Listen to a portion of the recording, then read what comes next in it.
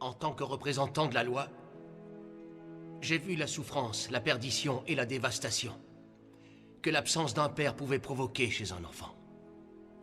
Nos prisons sont remplies d'hommes et de femmes qui ont suivi une mauvaise route parce qu'ils avaient été abandonnés par leur père, meurtris par l'homme qui aurait dû leur donner de l'amour.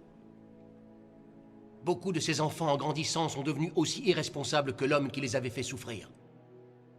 Pendant que tant de mères sacrifient leur vie pour subvenir aux besoins de leurs enfants, elles n'avaient pas imaginé porter un fardeau si lourd toutes seules. Remercions Dieu de les avoir. Mais certaines études ont prouvé qu'un enfant qui se sent complètement perdu a besoin d'un père. Et on ne peut absolument rien y faire. Comme vous le savez sûrement, ma famille a traversé une période douloureuse suite à la perte de notre fille, Émilie. Sa mort m'a fait prendre conscience de certaines choses.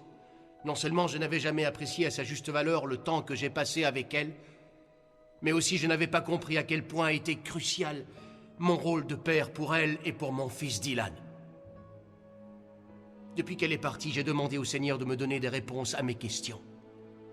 Comment devenir un père digne de ce nom? Je crois maintenant savoir ce que Dieu attend de chacun d'entre nous. Il faut du courage et de l'abnégation. Et peu importe le prix qu'il en coûte, nous devons nous impliquer dans la vie de nos enfants. Il faut plus que de la présence et la volonté de subvenir à leurs besoins. Il faut les accompagner tout au long de leur vie d'enfant et leur apprendre les lois que le Seigneur nous a données. Dieu est leur Père dans les cieux. Mais sur terre, un père qui aime ses enfants et qui cherche à gagner leur cœur doit les protéger, les discipliner et leur enseigner l'amour de Dieu. Il doit être un modèle d'intégrité et traiter les autres avec respect. Il doit faire en sorte que ses enfants deviennent des adultes responsables, vivant leur vie en transmettant ces valeurs pour l'éternité. Certains hommes vont se moquer de ce discours. D'autres vont l'ignorer. Mais laissez-moi vous dire qu'en tant que père, vous êtes responsable devant Dieu de par la position et l'influence que vous avez sur vos enfants. Vous ne pouvez continuer de fermer les yeux. Un jour ou l'autre, vous les ouvrirez et vous réaliserez que votre travail ou vos passions n'ont aucune valeur éternelle, contrairement à l'âme de vos enfants.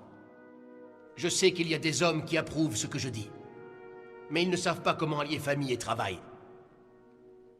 Alors ils vivent comme des égoïstes, et ils gâchent l'opportunité de faire ce que Dieu nous demande pour les générations à venir.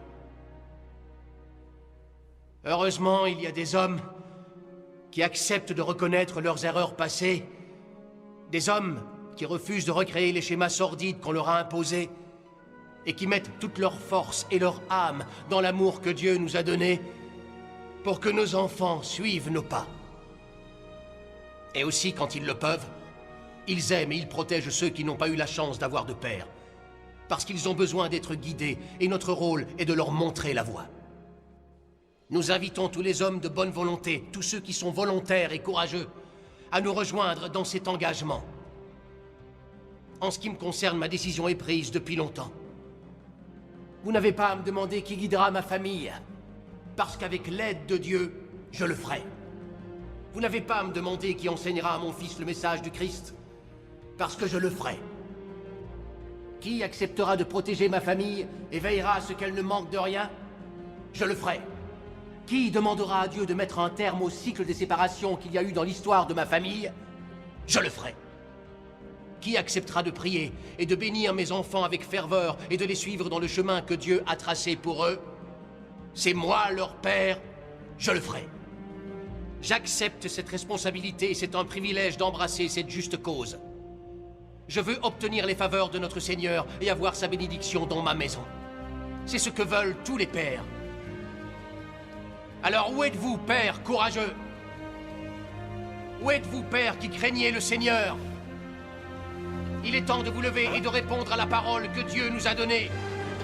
Et de lui dire, je le ferai, je le ferai, je le ferai.